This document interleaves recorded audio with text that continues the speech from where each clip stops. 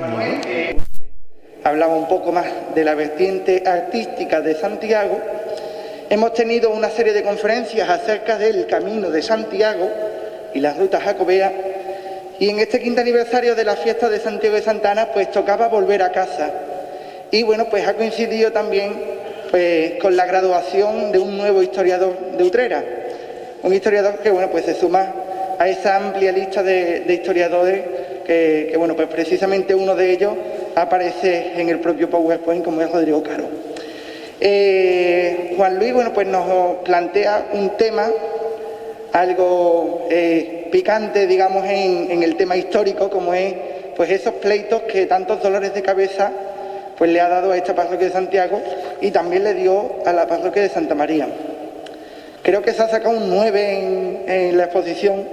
Aquí se va a sacar un 10 porque llenar esta iglesia de Santiago es difícil, y bueno, pues el tema y el trabajo fin de grado de nuestro amigo Juan Lu pues ha conseguido hacerlo, ¿no? Espero que bueno, pues dentro de la calor que nos está tocando vivir en estos días, pues nos haga un poco más llevadera esta conferencia, y bueno, pues sobre todo que disfrutéis de este trabajo que bueno, pues yo creo que tanto a Juan Luis como a esta parroquia y a la historia de Utrera pues regalará y aportará pues grandes frutos. Así que bueno, pues Juan Luis, no te digo que estés en tu casa porque ya te has sentado y has hecho todo, pero bueno, os dejo con Juan Luis y con esta conferencia de el inicio de los pleitos parroquiales entre Santiago el Mayor y Santa María de la Mesa. Juan Luis, tú ya en la palabra, ¿no? Como se suele decir. Se me escucha bien, ¿no? Más o menos. Bien. Bueno, pues nada, muchas gracias a todos por estar aquí. Es para mí, desde luego, un orgullo tener a tanta gente aquí en un lugar tan emblemático, digamos, además, siendo parte del trabajo que os voy a exponer a continuación. Como veis, el título, el inicio de los pleitos parroquiales entre Santiago el Mayor y Santa María de la Mesa de Utrera, digamos que desde pequeño, como quien dice, ya escuché yo siempre hablar hay que ver Santa María y Santiago siempre estaban, como quien dice, uno detrás de otro, como el ratón y el gato, ¿no? Y siempre uno ha escuchado a un familiar, ha escuchado a sus padres hablar del tema, pero desde luego una de las cosas que me ha sorprendido es que sobre este tema no se ha hablado o no se ha especificado creando un estudio crítico, un estudio histórico de él. Por lo tanto, cuando me ofrecieron la oportunidad, ya el último año de carrera, de dar a conocer, digamos, un trabajo histórico propio, pues sin duda me fui a este tema, que sin lugar a dudas, aparte de ser un gran tema y además de interesante y de apasionante, es un tema muy, muy difícil. Antes de comenzar, sí pido que haya poquita luz. Ahora después, a ver si Casero me apaga todas las luces, para que nos metamos un poquito más en la historia. Pero bueno, antes de comenzar, nombraros el nombre de mi tutora, la que ha sido mi tutora, doña Pilar Ochoa Salcedo, que desde luego me ha hecho mucho más fácil mi trabajo. Espero que se vea más o menos bien. Los de la última fila al final no verán muy bien, pero bueno, tampoco es prescindible, no es imprescindible estar mirando esto, pero sí ayuda a la idea que quiero exponeros, ¿vale? Bueno, pues la justificación ya os la he comentado, y el objetivo es que conozcáis un poquito más de la historia, que hasta el día de hoy parece increíble, pero aún hay parte de la historia de Utrera que no ha sido ni escrita, ni desarrollada, ni puesta en valor, ni en conocimiento. Parece mentira que en el siglo XXI estemos así, pero bueno, por la parte que me toca a mí me ha hecho un favor, porque en este caso os voy a plantear una parte de la historia de Utrera, no solo, como digo, apasionante, sino principalmente un tema que ha despertado tantísimo durante tantos siglos en Utrera, que desde luego cuando vi que el tema no había sido tocado nunca, desde luego me tiré del tirón a él, ¿no? La fuente de investigación en mi trabajo, os puedo decir que ha sido la más pura del oficio del historiador, la de acudir a los archivos. Estuve aquí en el de Santiago, en el de Santa María me fue imposible asistir por temas de horario, de clase, pero también estuve buscando una alternativa en el Archivo Arzobispal de Sevilla, frente de la Catedral, y también en la Biblioteca Arzobispal, que tienen también pues recursos para este tema. Como digo, es un tema controvertido. De siempre lo que habéis escuchado hablar sobre el tema, pues siempre habréis escuchado que no se quería casi hablar del tema siempre se hablaba en petit comité, como quien dice. Y además trae una gran carga de subjetividad. Este es quizás el principal problema de este tema. Cuando hay dos partes enfrentadas, digamos, en un mismo pueblo, y más en un pueblo, como sabéis ustedes, cómo son las cosas, siempre que hay dos polos opuestos, digamos que se enfrentan y más como es un caso histórico en el que, digamos, las fuentes históricas con las que he estudiado son todos testimonios orales orales no, escritos, de personajes que vivieron el pleito, como quien dice, en sus carnes, ¿no? Por lo tanto, he trabajado con esa subjetividad y quizás esto le da un poco más de valor, digamos, a mi trabajo, porque es bastante difícil, la verdad, establecer un tipo de trabajo como el que he establecido sin ningún tipo de bibliografía, ningún libro que te hable claramente de cómo fue, de quién fue, ni de nada. Antes de seguir, os apunto ahí dos nombres, Rodrigo Caro y Román Meléndez, algunos os sonará, y digamos que son los dos primeros autores que comienzan a hablar del tema. Principalmente Rodrigo Caro, porque además es una persona que durante el primer pleito, que es el que vamos a tratar hoy, vivió de sus carnes el propio pleito, y de hecho fue, a mi parecer, una pieza clave en la resolución de los mismos. Y bueno, Román Meléndez vivió posteriormente en el siglo XVIII, pero digamos que también abogó mucho por los intereses de Santiago, ¿no?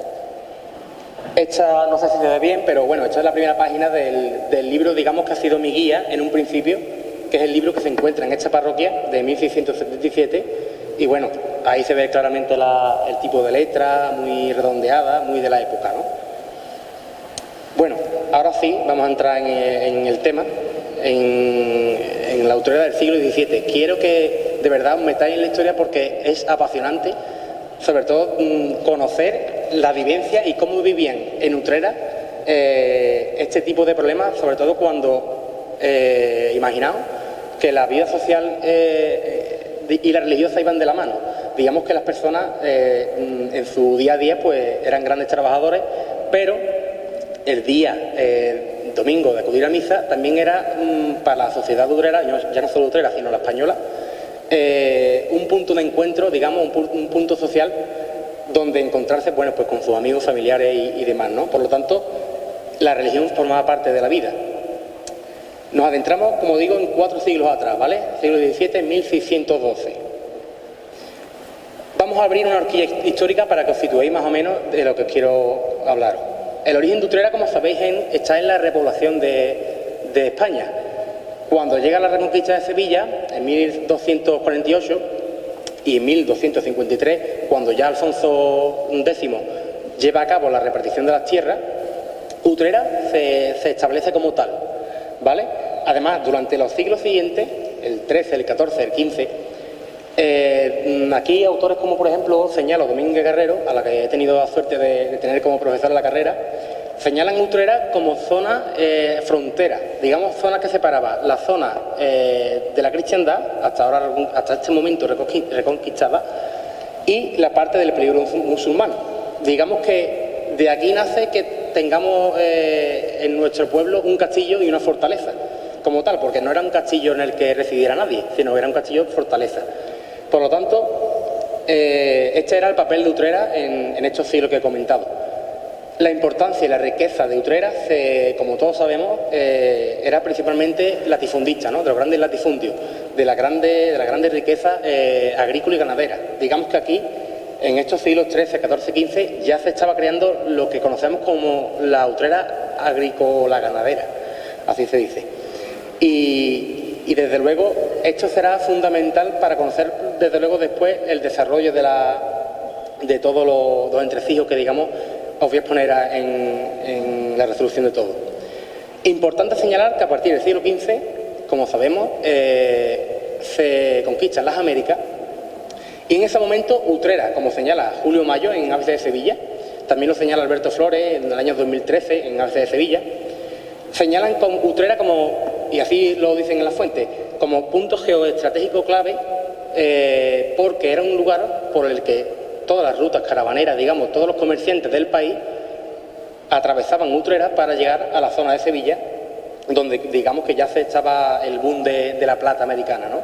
Y bueno, por cerrar un poco la horquilla, digamos que como nuestro pleito es en 1612, aquí establecemos el último, digamos, gran hito histórico reseñable, como son la peste bubónica en 1649, que según Alberto Flores en ABC de Sevilla nos destacó en 2014, que afectó gravemente a Utrera y terminó con la mitad de la población, ¿no?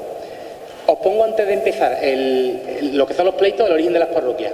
¿Por qué os hablo del origen de las parroquias? Bueno, pues es un problema de fondo. Os vais a sorprender porque seguramente ustedes creáis o tengáis una idea infundada en que los pleitos parroquiales fuesen por ver quién era la más antigua. Para nada. De hecho, el problema fundamental digamos que lo mete una tercera persona, que ahora veréis quién es. Además es muy curioso porque, digamos, estudiando las fuentes, no fue hasta los 2, 3 o 4 meses de estudiarlo cuando me di cuenta quién era esa persona y qué papel jugaba, ¿no? Pero claro, es importante saber que Santiago, tanto Santiago como Santa María, no tienen origen, digamos, exacto documentado. O sea, no hay un papel que diga Santa María fue hecha este año o Santiago fue hecha este año.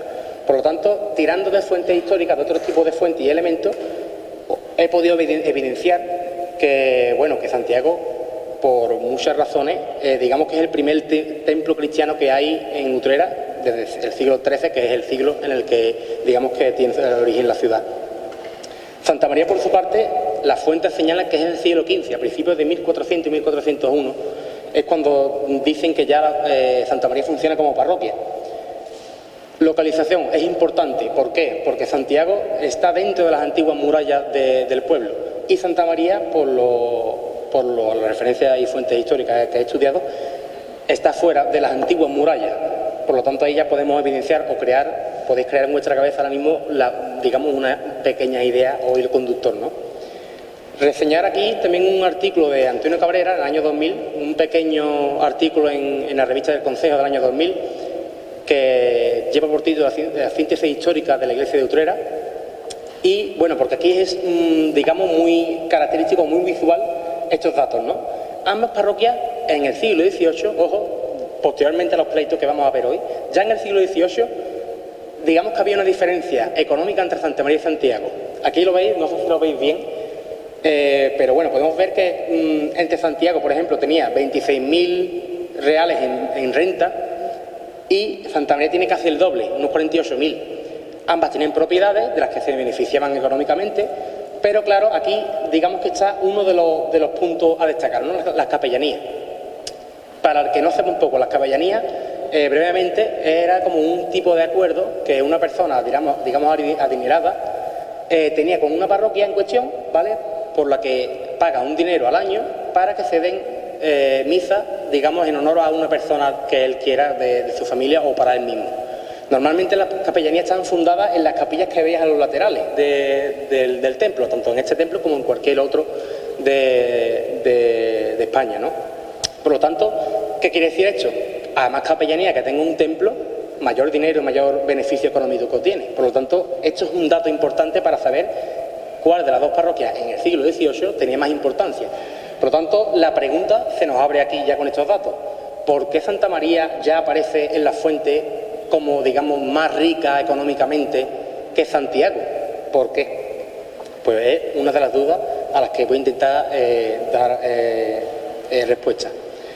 Como veis, los pleitos se comienzan el 14 de abril de 1612, ¿vale? ¿Por qué surgen los pleitos de forma oficial, digamos? Bueno, surgen tras la visita del visitador, valga la redundancia, Pedro Gallego Millán. Esta persona, para el que no sepa lo que es un visitador, digamos que brevemente, un visitador, su papel era pertenecer a la iglesia de Sevilla, en este caso, y bueno, pues ir visitando las iglesias y los templos de la circunscripción, podemos decir, para, bueno, pues comprobar que todo va en orden y no hay problema. ¿Qué pasa? Pues que en esta fecha, el 14 de abril, llega una denuncia a Santiago diciendo que se denuncia al clero de Santiago porque no asisten en gran parte a las grandes celebraciones religiosas en Santa María. Quedad con este dato, ¿vale? Se denuncia porque no acuden a Santa María a celebrar, digamos, el Domingo de Ramos, los oficios, la Pascua de Resurrección, no acuden, ¿vale? Por algo no acuden. Este es el inicio del pleito. Claro, una vez que llega la denuncia, ¿qué sucede? Santiago nombra, digamos, a una persona encargada o delegada para que hable en nombre suyo, ¿no? Pedro Galindo, procurador en nombre de Santiago. ¿Qué sucede? Bueno, pues que directamente cuando llega la denuncia a Santiago, este hombre se encarga de poner en conocimiento a la Iglesia de Sevilla que no están en obligación de asistir el clero santiagueño a ningún lado porque, puesto que ya son las más antiguas. Rápidamente esto es respondido por Santa María, esto es uno sí, uno no. Santa María directamente se acoge a un acuerdo. Tened en mente que hay un acuerdo, ¿vale? Ahora vamos a verlo más adelante. Santa María dice que como hay un acuerdo, pues, y como he dicho, una tradición ya de muchos años, Santiago, el clero santiagueño, debe de acudir a las grandes celebraciones a Santa María. Pero claro, aquí os dejo una incógnita. ¿Por qué se da este acuerdo? Esto es clave. Quema del Templo de Santiago. Por diferentes fuentes históricas, podemos decir con total seguridad de que hubo una incursión musulmana a mando de rey Mohamed V de Granada en busca de Córdoba. ¿Qué sucede? Que cuando va en busca de Córdoba pasa por Utrera y la saquea. De hecho, las fuentes nos hablan de que es horrible cómo llegan a Utrera, porque de hecho, para los que no lo conozcan, la llamada calle Matamoros, que se ubica allí atrás en la zona del muro, es llamada así porque se cuenta que en ese lugar tuvo lugar el enfrentamiento entre los cristianos y los musulmanes. Por lo que se ve, llegaron a Santiago y la queman. Además de quemarla, se llevan a mucha población utrerana consigo, de cautivo. Por lo tanto, Utrera queda, podéis imaginaros, desangelada, como un poquito de gente, desde luego, y un daño irreparable, y ya veréis por qué lo digo, al Templo de Santiago. Pero es curioso que se habla en las fuentes de que esta zona de aquí es la que no queman, no logran quemar. Podemos evidenciar o crear la hipótesis de que este templo lo queman, pero claro, lo queman y se marchan. Da tiempo a que apaguen las llamas y se conserva esta parte que se cree que es la más antigua. ¿Qué problema hay? Bueno, pues que el Templo de Santiago posteriormente se reconstruye muchos años después. ¿Y qué sucede? Bueno, pues que al año siguiente, en 1369, ya nos hablan las fuentes de que Santa María ya es el templo de Utrera. Tened eso en la mente, ¿vale? Aquí abrimos una horquilla de tiempo. Desde el ataque del musulmán en 1368 al 1520, donde las fuentes nos dicen que Santiago ya puede celebrar las grandes celebraciones y puede, digamos, elegirse ya como parroquia, pasan unos 152 años aproximadamente. Claro, todo este tiempo Santiago queda sin celebrar ningún tipo de oficio, ningún tipo de celebración, por lo consiguiente es malo para la feligresía de Santiago. ¿Qué sucede? Bueno, aquí Rodrigo Caro ya nos habla de que Santa María ya a partir del año siguiente ya es el único templo en Utrera que celebra la Eucaristía y digamos las demás celebraciones religiosas. Aunque sí es verdad que a partir de 1400 es cuando ya nos evidencian en las fuentes que Santa María ya es, digamos, una parroquia como tal, porque ya tiene 3 naves centrales, digamos, como este templo, y ya tiene funcionalidad de parroquia. Por lo tanto, Santa María pasa a ser, a partir de 1369, un año después de que saquearan y quemaran esto, Santa María pasa a ser el único templo en la ciudad. Claro, os he hablado antes de un acuerdo. ¿Qué acuerdo es el que hablaba Santa María y echaba en cara a Santiago? Bueno, las fuentes nos hablan por activa y por pasiva de que hay un acuerdo entre el clero de Santiago y el clero de Santa María para que celebraran conjuntamente en Santa María las grandes celebraciones, digamos, religiosas. ¿Qué pasa? Que en 152 años este templo no se puede, digamos, ni visitar ni celebrar ningún tipo de Eucaristía ni nada. ¿Qué pasa? Que Santiago, pues, digamos que en la fuente nos dicen que acoge el acuerdo y que, pues, en los 152 años que este templo queda, digamos, en reconstrucción, Santiago va a Santa María a celebrar las grandes celebraciones. Es más, en estos 152 años que Santiago no está y que Santa María es la única parroquia, se habla de un acuerdo porque los diezmos digamos, que llegan desde Sevilla, o sea, el dinero, las rentas que llegan desde la iglesia de Sevilla a Utrera, se la reparten los dos. Por lo tanto, hay un tanto por ciento, un 50% para Santa María y un 50% para Santiago. Por lo tanto, digamos que en estos 152 años de que Santiago está quemada y reedificándose, y Santa María sí está, como vengo diciendo, un acuerdo en voluntad. De hecho, es Santa María la que invita al clero de Santiago, digamos, con misericordia, ¿no?, a que celebre con ellos la vida religiosa y las grandes celebraciones. Por lo tanto, acuden en voluntad. Esto es importante, ¿vale? Importante también es la figura de Rodrigo Caro. Ojo, porque aquí os pongo unos datos, porque es muy importante su figura en los pleitos.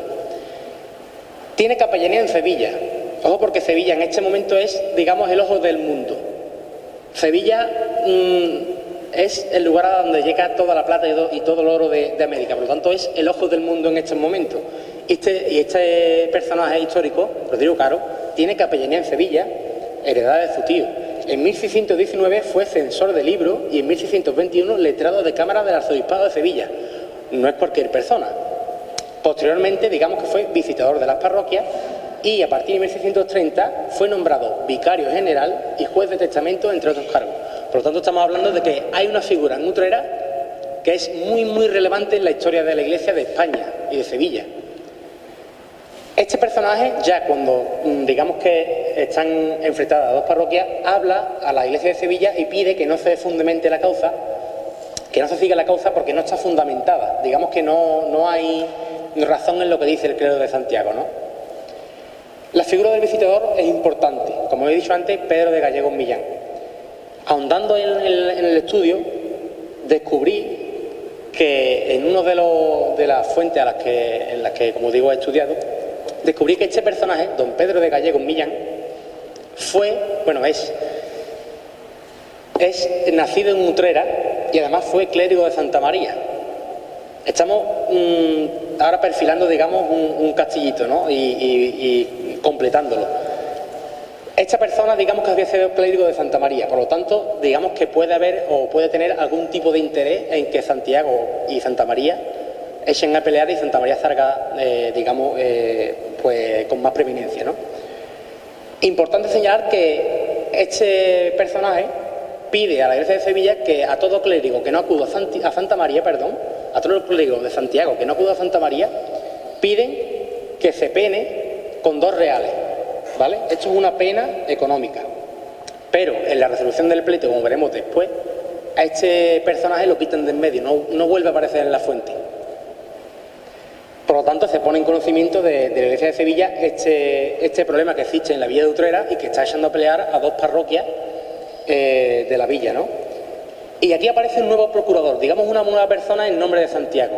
Es don Luis Luprón, ¿vale? Este personaje inicia una cosa que será importantísima y por la que hoy, gracias a Dios, he podido estudiar este tipo de tema histórico. Este hombre inicia la recogida de testimonios. Digamos que, como he dicho antes, ni Santiago ni Santa María está documentado ni tienen datos de su origen. Por lo tanto, si no tienen datos de su origen, ¿cómo conocemos nosotros si una es más antigua que otra o si una es más importante que otra? Pues digamos que la única solución que queda es interrogar a las personas que, digamos, habían vivido en la villa de Utrera y que tenían algo que decir al respecto de la antigüedad de ambas parroquias, ¿no? Por lo tanto, esto es fundamental. Los interrogatorios como pruebas de los hechos, ¿vale? Santiago inició la recogida de estos testimonios, como digo, y para probar su antigüedad frente a la Iglesia de Sevilla, ¿no? Directamente Santa María, según las fuentes, comienzan a decir que Santiago, los testimonios, los testigos que recoge, son falsos, que no dicen la verdad, que están además faltos de información y que no tienen ningún tipo de importancia. Pero claro, sorpresa, luego nos encontramos que Rodrigo Caro abandera también una recogida de testimonios. ¿Qué pasa? Que ninguno de las dos parroquias tienen ningún tipo de documento que diga nada. Por lo tanto, ambas parroquias se acogen a este hecho, al hecho de ir recogiendo testimonios para saber un poco más de la verdad. Digamos que aquí he establecido una línea temporal para que no se me pierda nadie, ¿vale? La denuncia del visitador en 1612, ¿vale? Echa peleada a las dos parroquias Y las parroquias, como no tienen pruebas, digamos que recogen testimonios de las personas que vivían en Utrera que podían saber algo. Y claro, de nuevo Rodrigo Caro. Él expone ya en sus primeras palabras, y digamos que, como he dicho antes, Rodrigo Caro no era cualquier persona en la villa, ni en Utrera ni en Sevilla, era una persona, digamos, importante.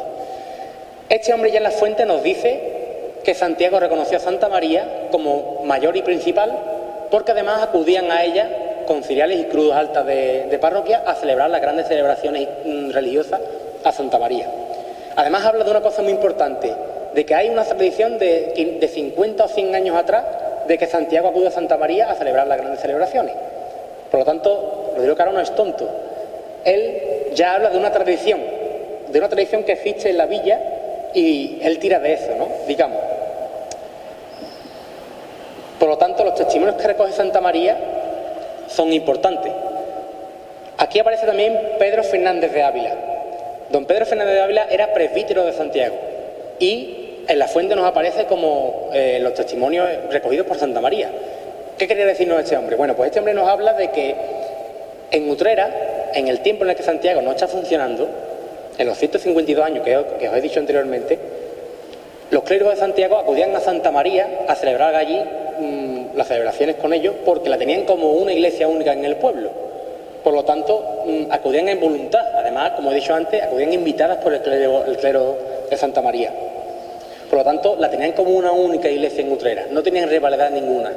Además, como he dicho antes, digamos que partían los beneficios económicos para una y otra. Por lo que hasta el momento de 1612 la relación entre ambas parroquias era cordial y era correcta. Claro, Rodrigo Caro habla de una nueva tradición. Una tradición que ha sido creada en el tiempo en el que Santiago, digamos, está en un segundo plano. Santiago no celebra ningún tipo de celebración en 152 años. Por lo tanto, durante todo ese tiempo, la tradición es acudir a Santa María en todo momento. En el Domingo de Ramos, el Jueves Santo, en los oficios, en la Pascua de Resurrección, etcétera. Por lo tanto, Santa María se beneficia del tiempo que Santiago está, digamos, relegado a un segundo plano. Claro, algunos podéis pensar, bueno, si tú has estudiado los testimonios de los clérigos de Santiago, de Santa María, claro, tú vas a decir lo que dicen ellos y ya está. Bueno, pues os quiero decir, a los que penséis de esa manera, que no es tanto así. Digamos que hay una forma de hacer historia con la subjetividad y que desde luego si no nos acercan o si no nos dicen la verdad 100%, nos acercan mucho a la realidad y además si nos declaran algo es, digamos, el ambiente que se vive en ese momento en el pueblo, tan exaltado que se vivieran con los pleitos, ¿no? Por lo tanto, nos muestran cómo una sociedad vivía tan apasionadamente ese tema, ¿no? Llegamos a unos hechos característicos. Si algo, digamos, me ha gustado, digamos, excesivamente en el estudio de este tema, son estos hechos. Aquí vais a comprobar y a conocer cómo las personas de Utrera pensaban, cómo las personas de Utrera actuaban para, digamos, tirarse los trastos a la cabeza, ¿no? Como digo, ambas parroquias estaban buscando testimonios y testigos de gente que podía hablar sobre ello, ¿no? Sobre la antigüedad de una parroquia, sobre la importancia de otra. Y ya en las fuentes nos aparecen que en un tiempo destacado, Santiago, cuando ya ha recogido sus testimonios de una serie determinada de personas, cuando vuelve a contactar con los testimonios, con las personas que han testimoniado, digamos que estos testimonios, estas personas que han hablado, no quieren volver a hablar. Se excusan en que no, que lo que habían dicho era mentira y que no quieren volver a hablar del tema. Esto ya nos hace ver de la importancia de que estaba, y del cariz, digamos, un poco oscuro que estaba adquiriendo el tema, ¿no? De hecho, aquí ya hay palabras mayores, aquí ya hay personas con nombre y apellido. El clero de Santiago ya cuando ve que hay este tipo de problemas lo denuncia a la iglesia de Sevilla. Y además nombra al clero de Santa María que está perturbando a sus testigos y que no desean, que muchos no desean no solo volver a hablar, sino terminan diciendo que es mentira lo que le han dicho. Entonces, digamos, el ambiente exacerbado se va acumulando, digamos. Además señalan al maestro Jiménez como posible culpable de los hechos en Santa María. Es más, hay una querella contra Mateo de Coria, capellán de Santa María. Aquí tenemos a don Alonso Pacheco, que era un clérigo de Santiago, que denuncia personalmente en la iglesia de Sevilla a esta persona, a don Mateo de Coria, porque este hombre, según él, está perturbando a los testigos y con poco temor de odio, como dice por aquí, andan perturbando a los testigos de Santiago para que no se alcance justicia.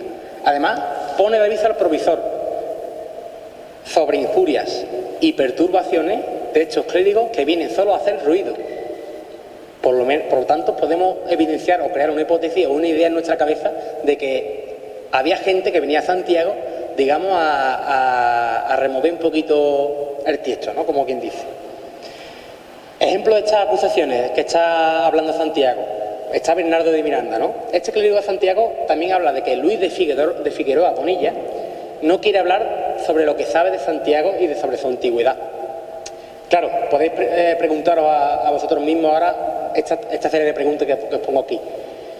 ¿Por qué pasa este tema? ¿Por qué suceden estas cosas? ¿De verdad están perturbando a estos testigos? ¿Puede que haya temor a represalia? ¿O simplemente, digamos que estas personas ya no, viendo el ambiente que había en la ciudad, no querían ya formar parte de todo esto? Digamos que dejamos esas preguntas en el aire para que vosotros podáis responder vosotros mismos, ¿no? Otro hecho característico del tema, y digamos que este para mí es de mis preferidos, es la borrada de la fecha de origen de la Cofradía de Santa Ana. Aquí os he intentado poner unos muñequitos que yo he hecho para que os hagáis la idea, ¿vale? Ocurre el 13 de octubre de 1612, ¿vale? ¿Qué sucede? Bueno, por fuentes históricas que he estudiado, este señor que tenéis ahí más allá con su señora son don Francisco de Aguilar y doña Beatriz Pineda, ¿vale? Este hombre era mayordomo de la Cofradía de Santa Ana. Antiguamente existía una Cofradía de Santa Ana y digamos que las fuentes hablan de que en un momento determinado don Francisco de Zaya pide prestado el libro de la Cofradía de Santa Ana.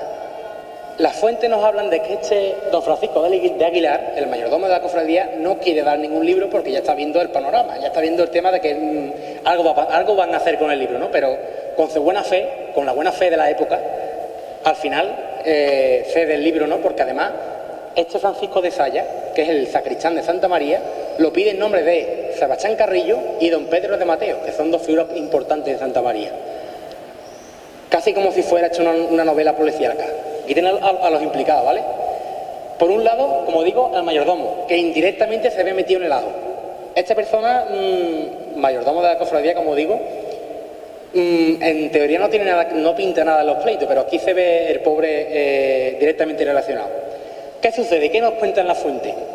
Bueno, cuenta este don Francisco de Aguilar que cuando devuelven el libro que había prestado, trae borrada la firma del origen de la cofradía. Ahí es nada. Además, la fecha es según este personaje, es de 1287. ¿Qué ocurre? Que si esta cofradía estaba vinculada a Santiago y que si tenía fecha de 1257, podemos evidenciar que en ese año ya existía Santiago como parroquia.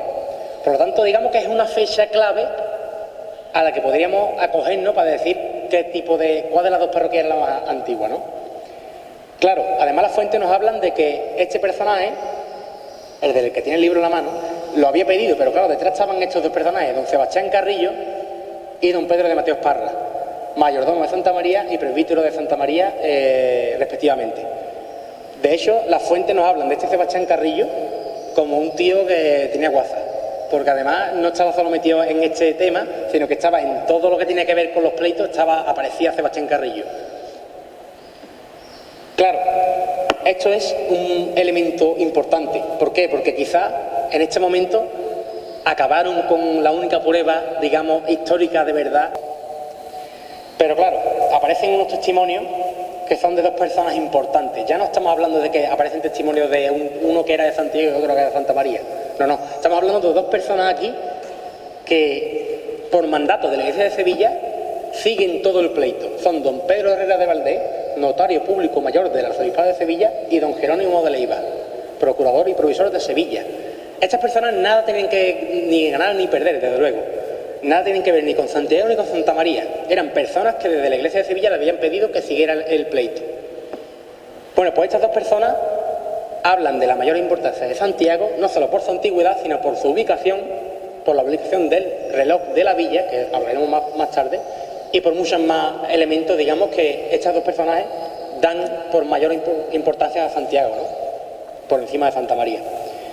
Claro, estas declaraciones no sientan nada bien en Santa María y son denunciadas por parte de Santa María de la Iglesia de Sevilla porque hablan de que estos dos personajes no tienen ni idea. También un testimonio destacado, don Cristóbal García Dávila. Esta persona tenía capellanía en Santa María y era parroquiano de Santiago. Toma ya.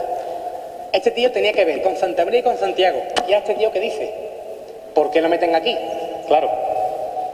Este personaje nada tenía que ganar. De luego nada ganaban diciendo que uno era mayor que otra o era más bonita o más... Nada. De hecho, todo lo contrario. Tenía mucho que perder. Pues aún así, este personaje, don Cristóbal García Dávila, hablaba de una mayor importancia de Santiago que de Santa María. O al menos eso nos dicen las fuentes. Como digo, esto es escogido por mí personalmente como un testimonio importante, además del de Pedro Berrea de Verdés y el de Jerónimo de Leiva, porque este personaje nada tenía que ganar con ello. Además, habla en la fuente de que en el tiempo en el que Santiago está siendo reedificada, en Santa María se vive una época muy bonita, porque Santiago allí celebra la celebración religiosa tal y como si fuera el clero de Santa María. Eran una sola iglesia en Utrera. Además, habla aquí del reloj de la villa. Se habla en las fuentes de que en Santiago se establece y se pone un reloj, el primer reloj de la villa, para que las personas pues supieran la hora. ¿Por qué se pone en Santiago y no en Santa María? Ahí hay una incógnita. Otros personajes que son interrogados. Bueno, hasta unos 31 testigos, ¿vale? Aquí os dejo algunos nombres: don Luis de Torres, Juan Millán de Borges, Fray Diego de Coria Maldonado, que es presbítero de la Orden de Nuestra Señora del Carmen. Pero aquí aparece don Pedro Ponce de León. Este era el alcaide, digamos, la persona encargada de tener el castillo de Utrera. Y ojo a lo que dice este personaje. Habla de que él ve, por sí, que hay muchos odios y muchas pasiones despiertas en la villa y que quizás ahí esté el negocio. O sea, este personaje nos está diciendo que él no tiene nada que ver en el tema, pero él ve que hay personas que están demasiado metidas en el ajo y demasiado queriendo que se demuestre que es una más importante que otra. Una cosita, ¿por qué creéis que una quiere ser más importante que otra y demostrarlo? Porque si una es más importante que otra, recibe más renta económica de Sevilla. Por lo tanto, poderoso caballero don dinero, ¿no? Aquí llegamos a quizás ya la resolución del pleito. Como os digo, testimonios e interrogatorios que han recogido cada parroquia para, ante la Iglesia de Sevilla, demostrar que una es más importante que otra. Testigos que no quieren volver a hablar, que dicen que son falsos, quizás perturbados por otras personas. Borrada de la fecha de la Cofradía de Santa Ana, quizás la única testimonio histórico que digamos que nos podía quedar de saber si una iglesia era más antigua que otra. La moza en la puerta de Santiago, los testimonios destacados y la resolución del pleito en 1614, 2 años después del inicio del pleito. ¿Qué sucede en la resolución del pleito? Bueno, nos habla el provisor, don Jerónimo de Leiva, que lo que había dicho el visitador que había denunciado, que era de Utrera, que había sido el clérigo de Santa María, aquí desaparece de la fuente. No se habla ya más de él. ¿Por qué no se habla más? Pues ahí está la duda. Se establece y se dice que todo lo que ha dicho de penar con 2 reales a cada clérigo que no asista a Santa María, todo eso quede sin resolución, digamos que sin efecto. ¿Y qué pasa? ¿Quién resuelve este pleito? ¿Quién lleva la razón? ¿Por qué lleva la razón este o el otro? Hasta ahora habéis visto que más o menos mis palabras podéis evidenciar o crear vuestra idea de que Santiago es la más antigua y por lo tanto tiene que ser reconocida como la principal. ¿Qué pasa? ¿Qué sucede? Pues que os llega aquí un papelito diciendo que Santa María es la principal y la más importante. Las fuentes nos dicen que esto crea muchísimo debate en la villa. O sea, os podéis calcular ustedes el ambiente agradecido en la población y después de todo lo que ha pasado, que ahora llega un papel diciendo que Santa María es la principal y la más importante de la villa. Tal es así que don Pedro de Castro y Quiñones, arzobispo de Sevilla, manda un nuevo visitador a Utrera a poner paz. Don Alonso Caballero de los Olivos. Este visitador pone orden y además hace firmar una concordia momentánea a ambos cleros de Santiago y Santa María. Y todo se firma por Andrés de Cazorla, escribano público de la ciudad, el 6 de agosto de 1614. Claro, algunas de las penas impuestas No las he puesto todas porque son muchísimas, pero os puedo decir que las penas de, digamos que lo que determinan es que Santiago, el credo de Santiago, vuelva a asistir a Santa María como llevaba haciendo 100 años atrás. ¿Os acordáis de Rodrigo Caro que decía que ya había una tradición de 50, 100 años de que Santiago acudió a Santa María?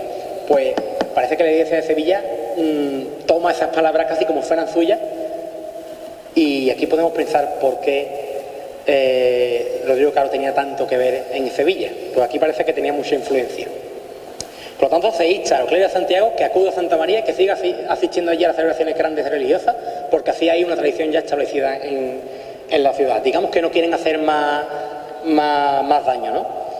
Pero también hay palabras hacia Santa María. Ojo, porque en la fuente nos hablan de que, dirigidas hacia el credo de Santa María, nos dicen que si estas personas, el credo de Santa María, sigue y continúa en cualquier otro momento de la historia echando piedras, digamos, sobre el tejado de Santiago, también habría pena sobre ello. Por lo tanto, aquí vemos que tanto una parte como otra tenía culpa. Tanto una parte como otra estaba, digamos, incendiando continuamente el tema, ¿no? Claro, una duda. ¿Qué vio el arzobispado de Sevilla en Pedro de Gallego Millán, en el hombre que denunció a Santiago por no acudir? Pues podéis hacer una idea. Desde luego no sentó nada bien, porque este hombre desaparece de la fuente y no tiene nada que ver. Pero claro, como os dije, era de Utrera y había sido clérigo en Santa María. Digamos que por ahí van los tiros, ¿no? Por intereses. Un apunte antes de llegar a las conclusiones finales. Cuando me afané en este tema, en un tema en el que no se había escrito ningún tipo de libro ni nada, entonces te encuentras con un problema muy gordo, porque tienes que acudir a la fuente, digamos, a los testimonios vivos de las personas que habían escrito en su época con puño y letra lo que había pasado en la villa. ¿Qué sucede? Y además en tiempos de COVID, ¿no? Digamos, con 3 meses en una casa, digamos, decidme ustedes cómo se puede asistir a un archivo, ¿no? Entonces, tirando de fuentes históricas, digamos, secundarias, a través del arte podemos evidenciar también si una parroquia es más rica que otra. Aquí os he puesto 2 fotos, pero aquí tenéis ustedes la suerte de estar en uno de los 2 templos, digamos, que tienen que ver con el tema. Pero claro, ya en el siglo XVIII, como dije anteriormente, Santa María siempre ha sido mucho más rica artísticamente que Santiago. Por lo tanto, ya aquí nos está señalando el por qué Santiago, o sea, Santa María siempre ha ido un escalón por encima económicamente que Santiago, ¿no? Aquí tenemos bibliografía, ¿vale? Porque por el que quiera conocerla, si alguien desea conocer la totalidad de la bibliografía que he empleado, pues se la doy sin problema, ¿vale? Pero aquí están, desde luego, 4 o 5 libros de los que me he basado para este tema. Conclusiones, ¿vale? Ideas claras. Factores externos e internos. Bueno, pues parece claro que la iglesia de Santiago el Mayor es la más antigua de la villa, claramente. Ya no solo por la ubicación que tiene, ya no solo porque se puso el reloj en su torre, no solo por el ataque moro, en las fuentes históricas que nos hablan de que Santiago ya existía. Claro, pero si Santiago es la más antigua, ¿por qué Santa María gana el primer pleito? Y no solo el primero, sino los 10 siguientes. ¿Por qué gana todos los pleitos Santa María si estamos diciendo que Santiago es más antiguo? Bueno, pues aquí tiene que ver muchísimo la presencia e influencia de las grandes familias adineradas, digamos, en la villa de Utrera. Digamos que tanto Santiago como Santa María acudían gente importante, pero claro, si Santiago se queda 152 años cerrada a Caliganto, ¿a dónde acudiría la gente importante de la villa? Al único templo que había en la villa, a Santa María. Si pasan 152 años, o sea, más de 2 generaciones, y yo, o mi padre, o mi abuelo muere, ¿dónde va a enterrarse? Si Santiago está cerrado y no se puede enterrar, se va a enterrar en Santa María. Por lo tanto, una vez que Santiago ya queda reedificada a partir de 1520, las personas que ya tenían capellanía en Santa María se quedaban en Santa María. Por lo tanto, ahí ya vemos una influencia económica de asistencia en Santa María que no tiene Santiago. Además, la fuerte presencia de la fortuna americana. He dicho antes que Utrera se nutría mucho de la riqueza histórica y económica de las Américas, de estar cercana a Sevilla. Por lo tanto, si en el tiempo que Santiago está cerrada y están celebrando grandes celebraciones religiosas en Santa María, en ese mismo momento pega el boom de las Américas. Llega a Utrera muchísimo dinero, muchísima fortuna. Por lo tanto, ya no solo crece socialmente, digamos, Santa María, sino las personas que acuden a ella y las grandes, digamos, las grandes familias con grandes fortunas crecen además sus fortunas. Por lo tanto, en el arte, en la capellanía, Santa María siempre sería en estos momentos mucho más preponderante económicamente que Santiago. Y en esto entronca el tercer factor externo, la relación de la población de Utrera con la parroquia de Santa María de la Misa. Claro, díganme ustedes, si tanto que se evidenciaba y que se vivía en la época la religión digamos, en la persona y en las familias de Utrera y de todas las villas de España, digamos que en 152 años que yo estoy yendo continuamente a celebrar el Domingo de Ramos, el Jueves Santo, los oficios, la Pascua de Resurrección, el Corpus Christi, todo en Santa María, se crea un vínculo y un apego social a Santa María que cuando Santiago ya está rehabilitada, pues digamos que Santiago ya no es lo que era, digamos. Por lo tanto, en los factores internos podemos concluir que el acuerdo que ambos cleros decían de que en el tiempo que Santiago estaba cerrada acudían a Santa María, y también el que no existiera datos del origen de Santiago ni de Santa María, todo eso jugaba a favor de Santa María. Claro, esta gente se nutrieron de de ese vacío legal, ¿no? Los 152 años, que es muy importante que Santiago queda cerrada, sin celebrar oficio, sin celebrar ningún tipo de celebración, hacen que todo el pueblo de Utrera vaya a Santa María a celebrar todo tipo de celebraciones. Y como he dicho antes, creen un gran vínculo social, emotivo, de fe religiosa, de sentimientos relacionados con Santa María, creando una nueva tradición. Una tradición que ya, una vez que Santiago queda reedificada a partir de 1520, es otra. Digamos que Santiago se queda dormida durante 152 años y cuando despierta, Santa María ya es más preponderante económicamente, socialmente y sentimentalmente. Por lo tanto, digamos que es una respuesta global a todos los pleitos y el por qué Santa María gana todos los pleitos.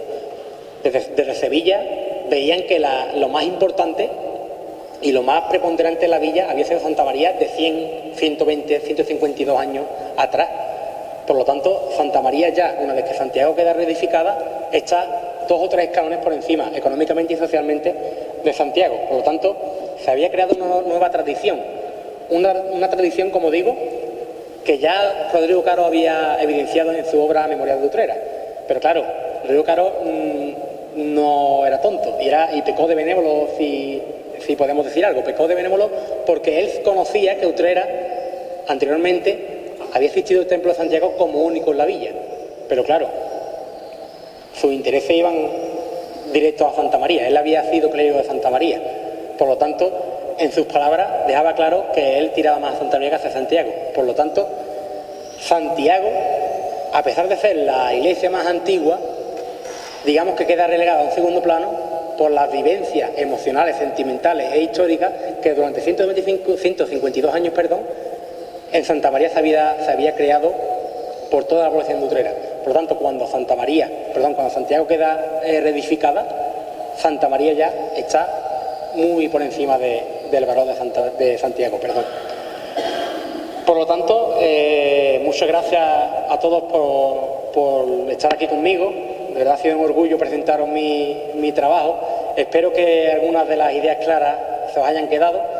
Y bueno, también particularmente agradecer al párroco del templo, don Juan Luis Rubio Lora, por darme la oportunidad de exponer a todos ustedes un trocito de historia que hasta el día de hoy no ha sido desvelado.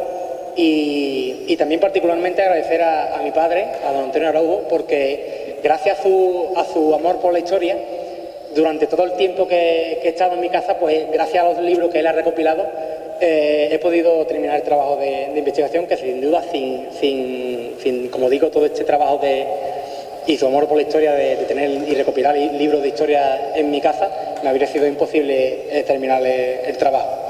Por último, me gustaría agradecer a todos ustedes vuestra presencia aquí y que lo único que quiero es que salgáis por esa puerta o por esa ahora cuando termine todo, sabiendo y conociendo una parte más de la historia oculta de Utrera que muy poquita gente a día de hoy sabe en Utrera. Así que muchas gracias a todos.